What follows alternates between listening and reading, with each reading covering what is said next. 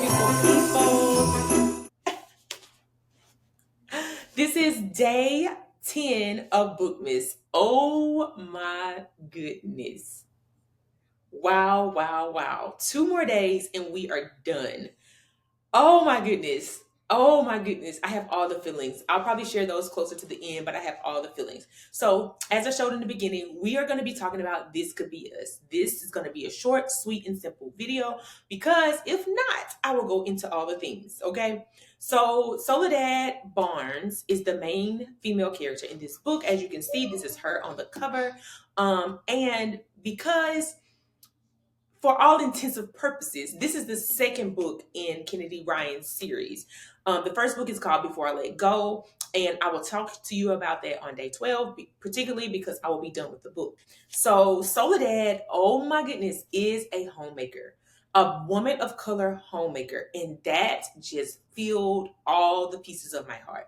Particularly because if you don't know and you're new here, I am a woman of color and I'm a homemaker.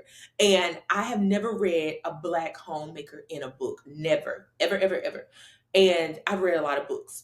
And I've heard stay-at-home moms in other books. I've heard nannies, but they're not a Black descent. And so because they're not, is some of the things that I feel like were far-fetched for me because I didn't know it was possible. Even though she is changing careers, quote unquote, because I consider homemaking a career, it still is a representation of homemaking.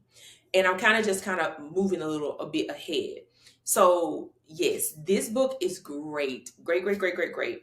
If you want to know potentially, and you are not a woman of color, and you want to read something that's going to give you a little bit of insight to what it's like to be a homemaker and also be Black or whatever other ethnicity that's of color, then you want to read this book because I think that oftentimes we are not represented. And I'm going to pause right here and just talk about it before I jump back into this. So, something that I talk about with my husband very often is how do I want to say this?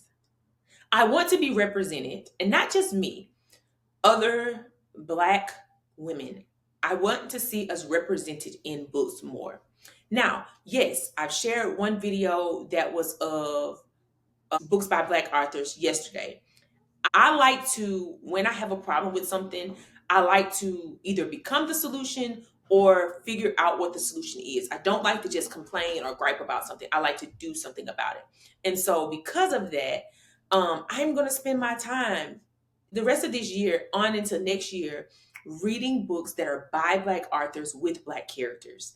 Now, I'm not opposed to it being other races in the books, but because I want to read more books that look and feel like the life that I live, I'm going to do something about it. And that for me is going to be reading more books by Black authors and by authors who have Black characters in their books. Now, I'm not opposed to reading books that are not written by Black authors at all. However, those people have support. Those people have a lot of us, and when I say us, other people of color reading their books, supporting their books.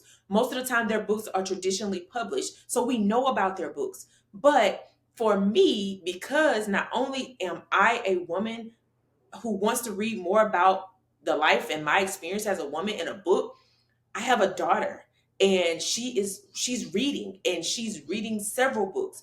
I want, again, like I said yesterday, I want my daughter to go to my bookshelf and see herself. Okay, so I watch a lot of booktube videos, and not only other Black booktubers, but I watch, Caucasian YouTubers, I watch Asian YouTubers, I watch everybody, right? And so because I watch different ethnicities YouTubes, I have seen books be talked about that are by Black authors with Black characters that don't feel good, the commentary that these people are giving. And I want to be a part of the solution. I want to be a part of the push for other authors who look like me, and males to push their work forward so that we can know about their books more. Like even when I'm looking for books in the library for my daughter and for my son, because he's not reading yet, but he has interest in it, right? And so when I've looked for Christmas books for them, I look for several different books and different things that they're interested in, and I don't see a lot of I don't see a lot of representation for black. I have to really, really look in the library for other books that look like our experience. Today, I went to the library and I got a book that is for my children for Christmas. I got two books actually, and the characters on them are black. Oh my goodness. And sometimes it's so bad for me when I go in there. I don't even have to know what the story is about, but to see black characters on a book really excites me, and it really makes me be like, oh my goodness, I want to see more and more and more of this. And so that is my rant. I am on a rendezvous, escapade, whatever you would like to call it, of reading more work by black authors, by black women, black men, any person who is of color, so that I can understand not only my own experience better, but their experience. And then, like I said, my bookshelf could be filled with these books so that when my children get ready to be, because I just truly believe my children are going to be like a bookish person like me. They will have plenty of things to choose from, and I'll have plenty of things to suggest. And so this is personal. This is not about booktube. This is not about, you know, anything other than I want my children to be able to see more things that look like them and have more work that surrounds their experience, potentially as a black male and as a black female. So I'm off my soapbox. So let's talk about This Could Be Us by Kennedy Ryan. Again, this is Soledad's story. She is a homemaker, as I've already said. She is currently in the beginning of this book. She is married, and her marriage is troubled. You get that sign of that in the beginning.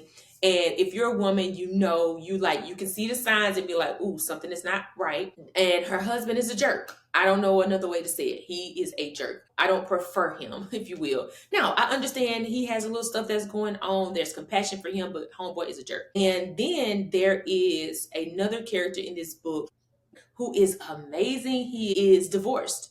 And with him being divorced, you would think, and I would say you would think because I don't know how you think, but I haven't read a good book around like divorce or separation or uncoupling that is very positive, of the possibilities of, I could put the book down now, the possibilities of parents doing well, parenting their children, or just doing well being separated. And so reading that in this book really was something that I have, community in real life, and some people are going through uncoupling.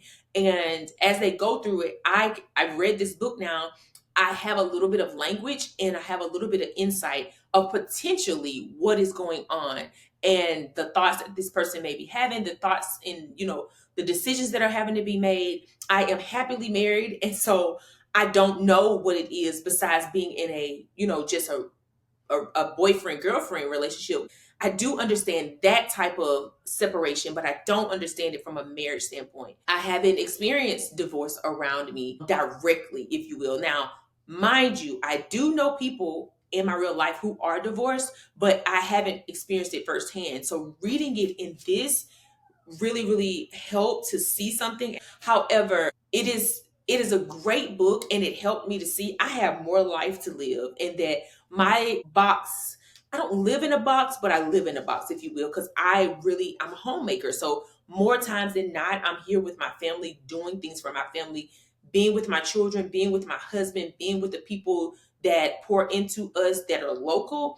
And so I need to get out of my box. This book showed me, get out of your box, Sierra, and get in the mud with people. And then also too, I think as I read this book, I was able to understand autism a little bit better. I have people in my community who are also on the spectrum, and I now understand a little bit more, and have, of course, I can't take this and say this is every autistic person. However, it has given me a little bit more insight and more empathy and compassion to be more gentle, and also potentially read a book about it. I need to get a book about autism and read that. And so that's something that it pushed me to do. Something else I will say, it is a few things in here that helped me to understand what maturity looks like in, even when someone is not married to their partner anyway, that they were partnered with. Like it showed me that creating space is actually good. Space and time is good. Now, I do not think that time heals all wounds, but I do think that time can mature you and time can allow you to see things in a different way than what you saw them in the first place. Um, Particularly because you've created space and you've had time away from something. So that is something else I picked up from this book.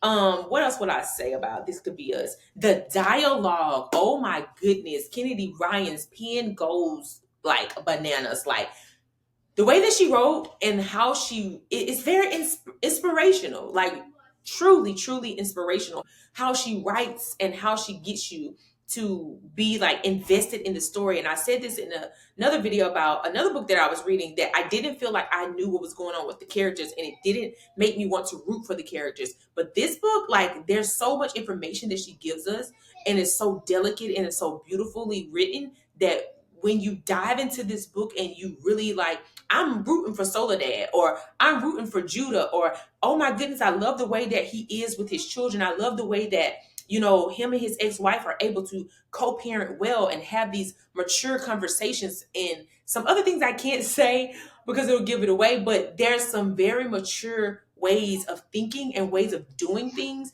that I'm like, oh my gosh, this is beautifully written with such compassion, with such gentleness. And then we love a woman who is able to get herself together, put her feet down and do what she needs to do. That happens, that happens, that happens.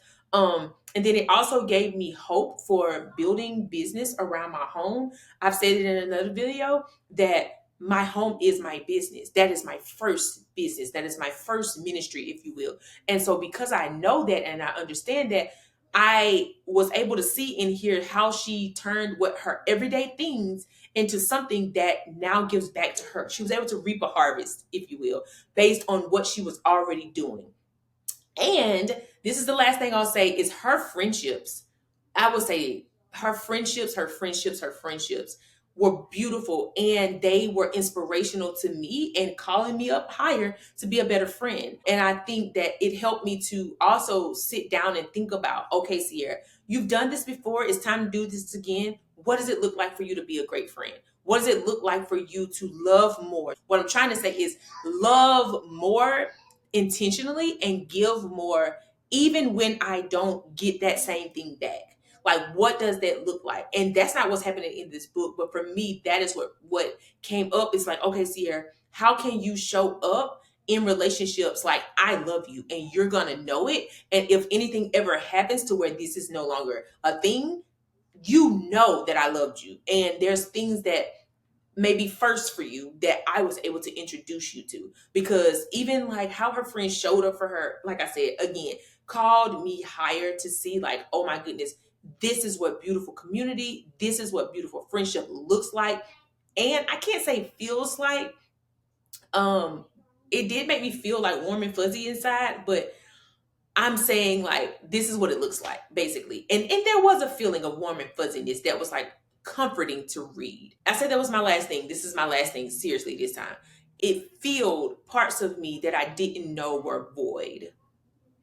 And I'm just grateful. Like, I'm grateful that I read it. And funny thing is, my mom read the first book and I read the second book. So together we both read the series, but I think it's interesting because when I was asking my mom if she was going to read this book, she was like, I don't know. I'll let you know if I ever pick it up and read it.